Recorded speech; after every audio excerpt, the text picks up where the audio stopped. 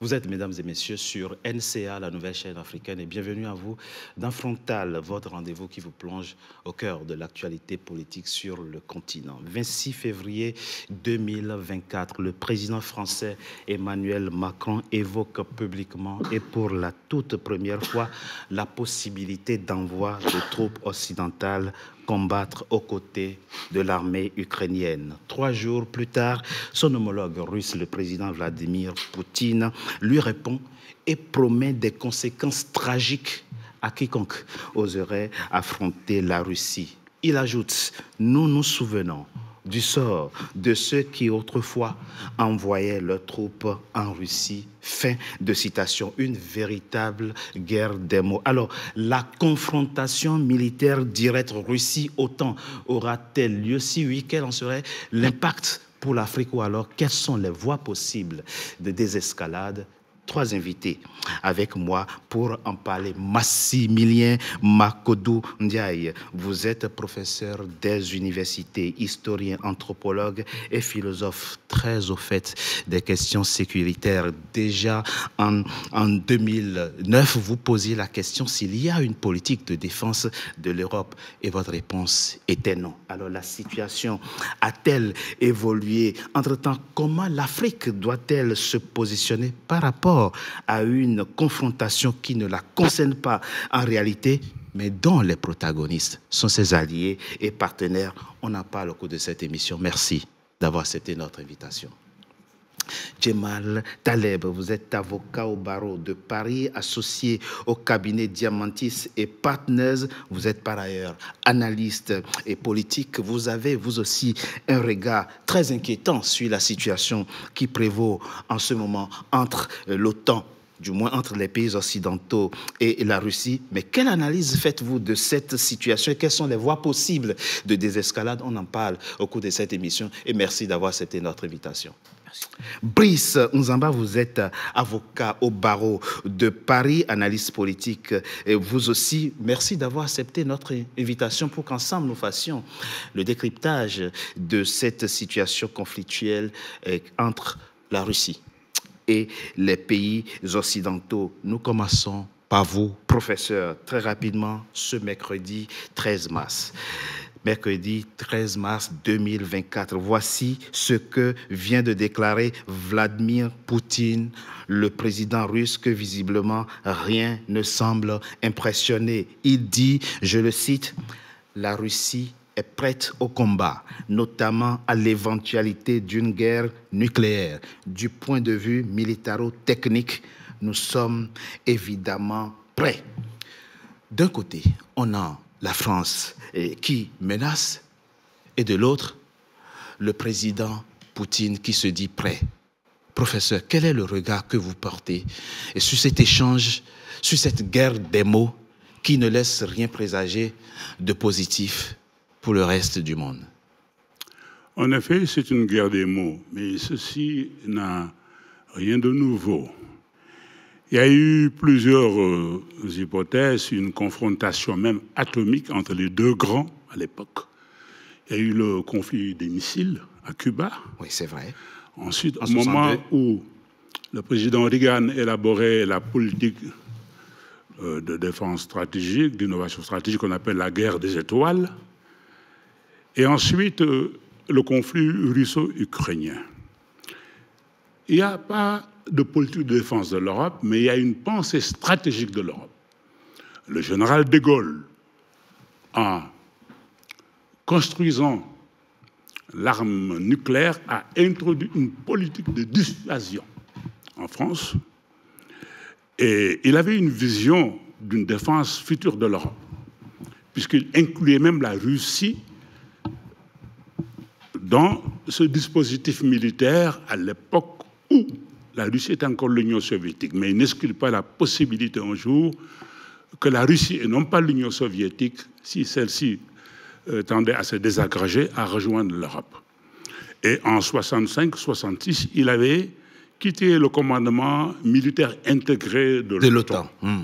C'est le président Sarkozy, un peu le président Mitterrand et le président Sarkozy qui ont réintégré la France dans ce dispositif de l'OTAN. Et cette pensée stratégique européenne n'était pas autonome parce qu'elle tendait à être l'appendice des États-Unis. Et les stratèges américains, notamment Brzezinski, à l'époque, n'excluaient pas la possibilité de désagréger l'URSS ou de la Russie en la séparant des régions caucasiennes comme la Géorgie et l'Azerbaïdjan, qui étaient riches en pétrole et en hydrocarbures, etc. Et au temps du duopole Union soviétique et Russie, les stratèges américains et russes et soviétiques n'excluaient pas la possibilité d'une guerre atomique partielle sur le théâtre européen. Les différents accords entre l'URSS et les États-Unis portant sur la limitation des armes de longue portée, les traités SALT I, SALT II, SALT III, excluaient les armes à moyenne portée qui pouvaient être, en tout cas, étendues à l'Europe. Le général Atunin, à l'époque, le général Genest, le général Gallois, n'excluaient pas la possibilité d'une confrontation militaire partielle en Europe. Mais vous savez, la guerre atomique n'a jamais eu lieu. Donc la seule fois que l'arme nucléaire a été deux fois, c'est par deux fois, sur Nagasaki et Hiroshima. Mais c'était face à un ennemi qui n'avait pas la bombe atomique. C'est ça. Et que et les Américains voulaient hâter la fin de la guerre au Pacifique. Donc c'est une donnée tout à fait nouvelle, mais les États-Unis et l'URSS se sont fait la guerre à plusieurs reprises au Vietnam. Oui. Par État interposé, ou par parti imposé, en Afghanistan. Ils ont été vaincus l'un et l'autre en Afghanistan. Mais au Vietnam, les Américains ont dû plier bagage. Bon, maintenant, la déclaration du président français, je crois que déjà techniquement c'est impossible parce qu'on ne gagne pas une guerre contre une puissance nucléaire. C'est ça. C'est une guerre qui serait conventionnelle. Une guerre conventionnelle est exclue parce que l'Europe n'a pas de troupes conventionnelles. La France a mis toute son énergie dans la construction, en tout cas, d'une armée, enfin, d'une arme atomique et non pas dans un dispositif conventionnel. Elle avait créé à l'époque, elle avait conclu avec l'Allemagne, enfin, elle avait créé une brigade franco-allemande qui n'a pas beaucoup fonctionné pour lutter contre le terrorisme. Voilà un peu. Mais si ce n'est pas techniquement possible, pourquoi menacer la Russie? Non, vous savez, ça, je crois, c'est une guerre des mots et des surenchères. Le problème qui se pose fondamentalement, c'est l'OTAN qui veut étendre son dispositif jusqu'au sanctuaire russe. C'est ça. On a laissé filer les pays du pacte de Varsovie. Mais l'Ukraine a une histoire particulière avec la Russie, puisqu'elle est au cœur même de la naissance de la Russie. Depuis le haut Moyen-Âge, où les peuples slaves ont été malaxés dans un chaudron qui a eu à se confronter aux Turcs, la horde d'or de Genghis Khan. C'est là que sont formés beaucoup de peuples aujourd'hui, qui apparaissent comme les peuples habitant légitimement, mais leurs histoires sont inextricablement liées. Déjà, la Crimée n'a été donnée qu'en 1954 à l'Ukraine, et même les dirigeants de l'Union soviétique, beaucoup étaient des Ukrainiens d'origine, ou Russes d'origine ukrainienne, ou Ukrainiens d'origine russe, Khrouchtchev et Brezhnev, etc. Donc, ce sont des régions qui n'ont pas eu de frontières fixes.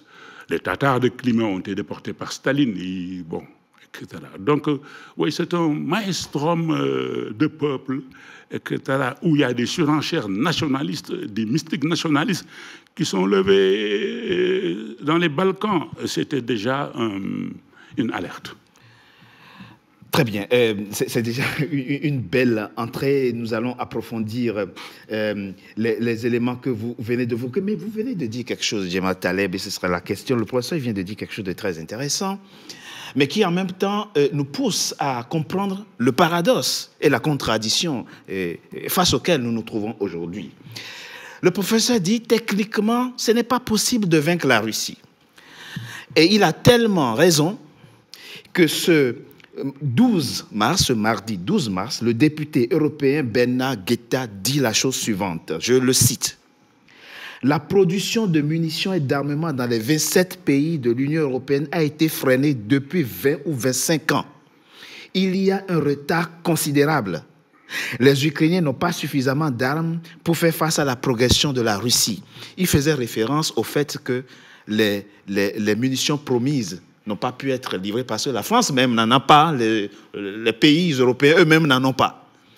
La question, c'est comment se fait-il qu'on prévoit envoyer des troupes dans un pays alors qu'il y a un déficit d'armement, alors qu'on n'est même pas en situation de fournir les munitions qu'il faut à ce pays qu'on veut aider. Expliquez-nous à comprendre ce qui se passe. Je ne sais pas si je suis capable de donner une explication exhaustive, mais je vais commencer par une lecture qui n'est pas la mienne. Je lisais un livre de Emmanuel Todd il y a quelques jours, dans lequel il donne une explication, de mon point de vue, assez rationnelle et assez intéressante sur le conflit actuel. Il donne deux lectures. Une lecture par la démographie et une deuxième lecture par la production d'armes, celle-là à laquelle vous faites allusion. Et il fait remarquer, que la démographie russe, même faible, est dynamique. Oui. Et qu'elle est sans doute beaucoup plus dynamique, y compris plus que la démographie américaine. Le deuxième point qu'il explique, c'est la production d'armement. Et il explique en effet que la Russie a une capacité de production d'armement aujourd'hui, alors même qu'on l'a déconnecté du système SWIFT. On a mis un embargo. Je me souviens d'un ministre français qui disait qu'il allait mettre à genoux l'économie russe, dit-il. Bruno Le Maire, pour ne pas le nommer. Et qu'en définitive, c'est plutôt, en tout cas jusqu'ici, l'inverse qui s'est posé. Et donc, la Russie résiste beaucoup plus qu'on ne le croit. Et donc, l'explication de la résistance de la Russie s'explique sans doute par beaucoup de facteurs, dont sans doute le facteur, en tout cas les deux facteurs qui ont été donnés par Emmanuel Todd, mais pas que. Il faut revenir à deux choses que le professeur a dites et qui me semblent absolument justes. L'Ukraine, c'est quoi? Depuis les accords d'Alma-Ata en 1992, c'est un pays, pas satellite de la Russie, mais presque.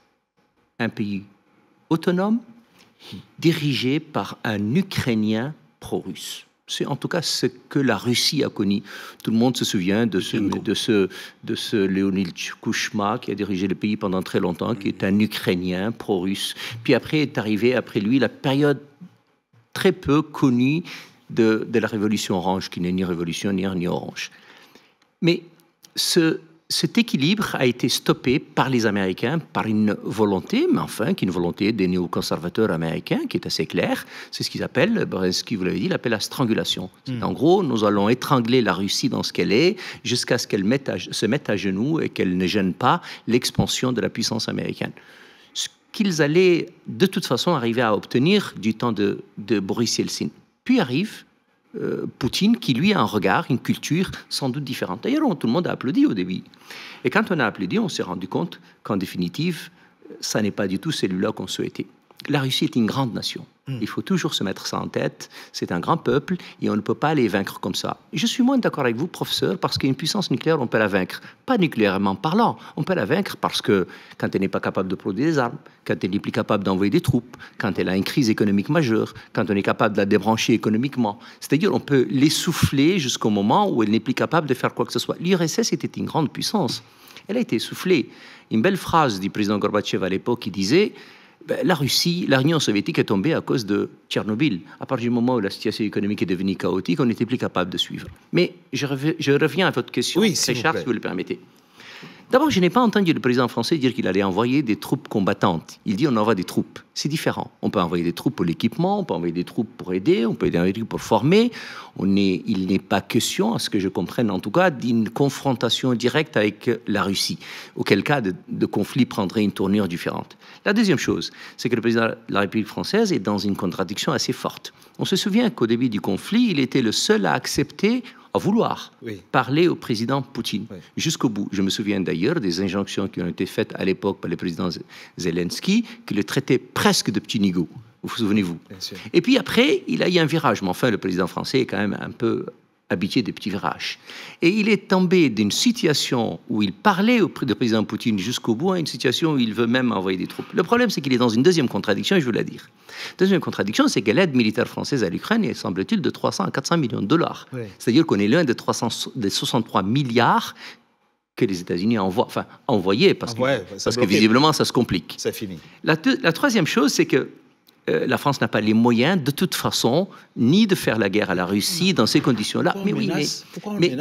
Mais c'est une grande nation, c'est un grand pays qui a une capacité d'entraînement assez importante, qui a incontestablement une capacité, une voix très forte dans le monde et au sein de l'Union européenne. Il ne faut pas la négliger. C'est-à-dire qu'elle n'est plus capable de faire le travail seule, mais elle est capable de le faire. Maintenant, revenons aux deux blocs auxquels le professeur a fait allusion et qui, de mon point de vue, une analyse tout à fait juste. On a connu la guerre froide pendant, dites-moi, 30 ans, 40 ans, et on n'a jamais eu de risque de conflit nucléaire réel. Pourquoi? Parce que vous l'avez si bien dit, ça s'appelle la dissuasion. C'est-à-dire que l'arme nucléaire était une arme dissuasive. J'ai bien peur, et c'est ce qu'on se disait tout à l'heure à propos de nos premiers propos, c'est que la crainte qu'on a aujourd'hui, en tout cas que j'ai aujourd'hui, c'est que nous ne sommes plus dans ce cas de figure-là. La baie de cochon, c'est fini. Nous sommes aujourd'hui dans une situation où tout malheureusement est possible. D'abord, vous êtes face à un pays qui n'est pas du tout un pays fou. Je ne pense pas que le président Poutine ne soit ni un pays fou, ni un homme déséquilibré. Il est loin de tout cela. Au contraire, son histoire récente nous a démontré qu'à chaque fois qu'il n'est pas capable d'avancer, il recule. À chaque fois qu'il n'a pas les moyens de sa politique, il recule. Il l'a fait devant la révolution orange, il l'a fait en 2014, quand il n'était plus capable de faire face. Et donc, il n'avance que quand il en est capable. Ça c'est le symbole, en tout cas l'exemple d'un homme qui a une rationalité assez forte. Et donc, il est. Sauf que, si demain on venait à acculer la Russie dans une situation où elle n'a plus d'autre choix que pour sa menace personnelle à utiliser une arme nucléaire, et imaginez une réaction de l'autre côté, nous avons un embrasement de tout le monde. C'est-à-dire que le drame de l'arme nucléaire, c'est que personne ne gagne, tout le monde perd. Maintenant, on arrive à un autre point de ce que vous avez dit à propos du général de Gaulle. Ce n'était pas un grand défenseur ce n'était pas un grand porteur de la défense européenne, du tout. Il est sorti de la CED, il n'a jamais considéré les Nations Unies que comme un machin, et la défense européenne, il n'y a jamais beaucoup cru. Cela dit, il croyait à une décision française propre. Cela dit, l'Union européenne, elle, avait une vocation au départ, on se souvient du rapport d'Avignon, que vous connaissez, professeur, très bien, qui, lui, avait posé les bases d'une vraie défense européenne. Et donc, l'idée était de la déconnecter d'une puissance américaine. Sauf que c'est un vieux rêve, c'est fini. Le traité de Nice a créé une situation nouvelle et le traité de Lisbonne a complètement et définitivement consacré la puissance américaine comme donc seul angle possible d'une défense européenne. Cette histoire-là est complètement terminée. C'est-à-dire que le rêve européen d'une défense autonome propre est fini. Et aujourd'hui, et depuis le début du conflit ukrainien, chaque État européen organise sa défense, y compris la très sympathique Allemagne, qui, elle, n'avait naturellement pas l'envie de se défendre, de créer une armée autonome, dépense aujourd'hui 100 milliards de dollars pour sa défense. C'est-à-dire que nous sommes loin d'une défense européenne, nous sommes d'une défense consacrée des pays européens, mais ils n'en ont absolument pas les moyens. Et j'aurais fini mon propos, c'est un dernier point qui me semble pour le coup assez important. C'est la position américaine. Il y a un conflit fort ukrainien face à la Russie si la puissance américaine le veut. Il n'y a pas de conflit si la puissance américaine ne le veut pas. Si demain, le président Trump arrivait au pouvoir et qu'il disait bye-bye à la position américaine aujourd'hui, il n'y a aucun pays européen, ni la France, ni l'Allemagne, ni aucun qui est capable de faire à lui seul face à une guerre en Russie. Et donc, naturellement, il va falloir trouver une paix, une sortie qui est tout à fait possible. Elle consisterait à quoi ? À ce que la Russie ait un regard sur les russophones. C'est ce qu'on a négligé depuis 2014. C'est qu'on n'a pas compris définitivement que le nationalisme russe, professeur que vous connaissez si bien, ne peut pas s'accommoder de massacre de population russe depuis 6 ans. Jamais, il ne l'aurait accepté.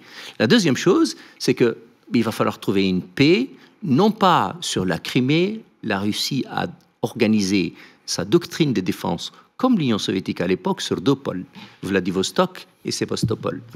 Et donc, l'idée d'imaginer qu'ils vont abandonner la Crimée, et donc Sébastopol n'a aucun sens. Et donc, la paix se ferait plutôt sur le Donbass en lui-même, que ce qu'on va garder Odessa, ce qu'on va garder Mariupol, et jusqu'à quel point la Russie va garder son influence. Alors, si en tout cas une paix devait avoir lieu, elle serait plutôt de ce point de vue. Ok, on reviendra sur les voies de négociation et de paix. Pour l'instant, faisons l'analyse concrète de la situation actuelle. Djemma Taleb vient d'évoquer un point important, c'est la question de la position américaine. il se passe quelque chose de très curieux en ce moment. Le Congrès bloque toute aide pour l'Ukraine. Les 60 milliards qui étaient censés être débloqués, envoyés, Donald Trump dit aux républicains, puisque le Congrès est dominé par les républicains, vous ne votez aucun centime.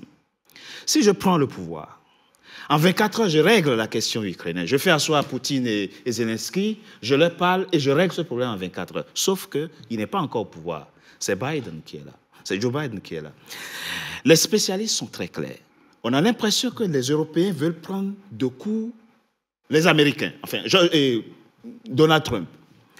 Les spécialistes disent que la France a une armée moderne, mais c'est une armée échantillonnaire. C'est à peu près moins de 300 000 hommes. La Russie, c'est plus d'1 million d'hommes, de combattants vrais, pas chose là, pas de réservistes. Rien que les combattants, c'est plus d'1 million. La question, c'est comment se fait-il aujourd'hui que, au lieu de rentrer dans une logique de recherche de la paix, le Parlement français vient de voter, ou du moins d'adopter l'accord bilatéral de sécurité signé il y a quelques jours avec la Russie, qui inclut l'aide militaire à l'Ukraine, y compris à terme son entrée aussi bien dans l'Union européenne que dans l'OTAN. Comment comprendre cette situation où on a d'un côté une capacité militaire à faire face à la Russie, mais de l'autre, on se mobilise pour aller contre la Russie? Comment vous comprenez ça? Oui, alors, ce que je dois dire, c'est qu'il faut au préalable analyser et comprendre un peu le discours du président Macron, voir le contexte. C'est-à-dire que le discours est fait à un moment où on est en train de préparer les élections européennes, oui. En France et partout un peu en Europe. Donc il est important déjà pour le président Macron, en tout cas pour sa formation politique, d'apparaître comme étant le leader, puisque vous venez de dire déjà qu'il y a des difficultés au niveau des États-Unis oui. En ce qui concerne l'aide à l'Ukraine. Et donc le président Macron, à mon avis, joue sur deux plans. D'abord sur un plan intérieur, en envoyant un signal fort aux électeurs français qu'il est devenu en quelque sorte le leader européen de la défense de l'Ukraine. Voilà, puisque on assiste quelque part à une sorte d'abandon oui. de l'Ukraine par les États-Unis, puisque l'aide n'est toujours pas votée, et puis on sent que l'Amérique est fébrile dans son aide.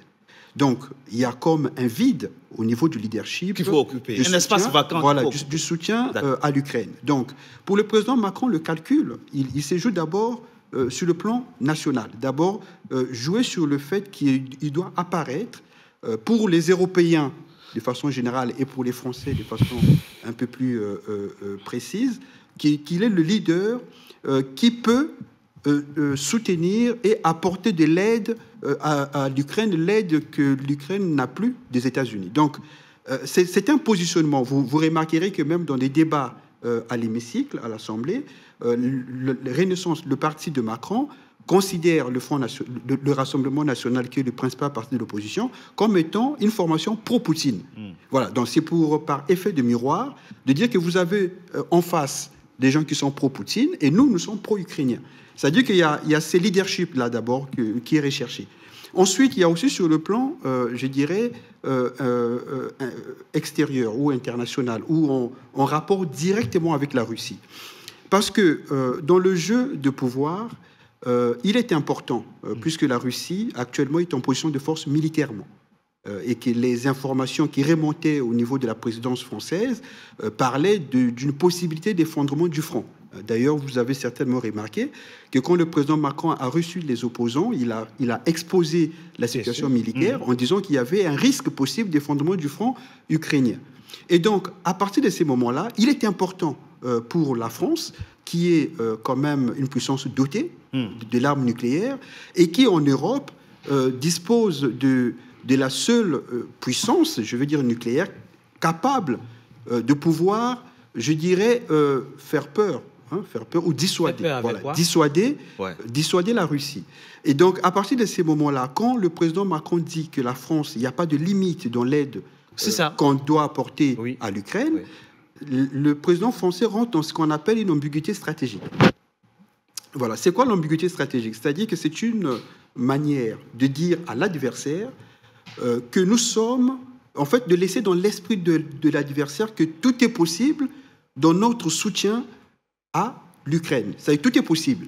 C'est-à-dire que si jamais... dans le possible, vous mettez quoi dans le possible? Ah non, mais parce que dans l'ambiguïté stratégique, Ouais. en fait, toute la subtilité, Ouais. c'est précisément de ne pas tout dire, en fait. C'est de dire que tout est Ce qu'on possible. ne dit pas, c'est quoi? Voilà, c'est-à-dire que en disant que tout est possible, il n'y a pas de limite, Ouais. vous sous-entendez que vous êtes prêt à envoyer des troupes au sol, que vous êtes prêt à envoyer tout ce qu'il y a comme armement et hommes au sol, et peut-être même, si nécessaire, si la doctrine de la France le permet, et même, pourquoi pas, d'utiliser la dissuasion nucléaire. Vous voyez, donc en fait, c'est qu'il faut comprendre dans la position du président Macron. Il ne veut pas dire, moi je ne pense pas que la France serait suffisamment folle pour envoyer des troupes au sol. Mais il y a une question qui se pose, hein, parce que le président Macron, quand il dit ça, c'est pour, à la vérité, dire à Vladimir Poutine, au président russe, que si jamais le front s'effondre, Oui. Nous sommes capables d'aller plus loin. Donc, lui, il a répondu, il n'a pas peur que la Russie est prête. Oui, mais c'est la guerre psychologique, en fait. Donc, on est à un stade de guerre psychologique. Professeur, vous allez répondre rapidement. On me dit qu'on marque une coup de pause. On fait juste une minute de pause. Je voudrais juste rebondir sur les propos de maître... Oui, d'accord. On fait juste une minute de pause et vous prenez la parole tout de suite. À tout de suite.